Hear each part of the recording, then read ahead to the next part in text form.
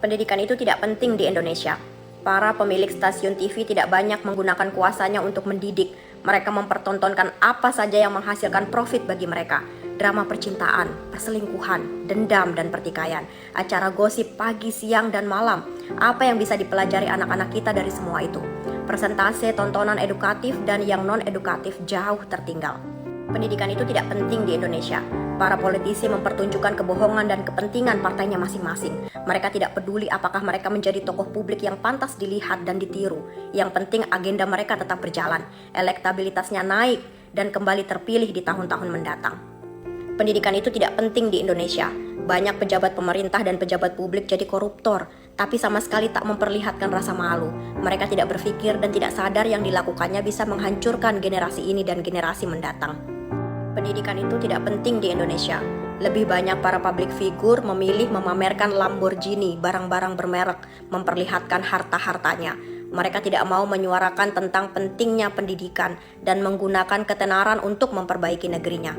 Hasilnya, generasi kita berlomba untuk menjadi viral, terkenal, dan kaya saja.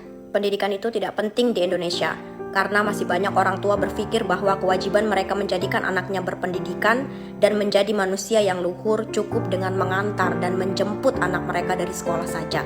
Sejak anaknya masuk SD hingga lulus SMA, terfikirkah untuk membeli buku-buku parenting atau buku yang membekali mereka tentang pendidikan anaknya? Pendidikan itu tidak penting di Indonesia. Semua dari kita melakukan apapun semaunya. Kadang tak peduli bahwa kebebasan kita terikat tanggung jawab dan semua tindakan disaksikan anak-anak. Jika ada kasus besar, ada yang salah dengan anak-anak, baik di sekolah maupun di luar sekolah, kita akan meminta Menteri Pendidikan untuk berkomentar dan menuntut pertanggungjawaban. Pendidikan itu tidak penting di Indonesia. Guru-gurunya diberi dan dibiarkan terhimpit kesusahan-kesusahan. Mereka harus menangis, mengemis, dan dipaksa menyerah untuk memperjuangkan dan mendapatkan hak-haknya.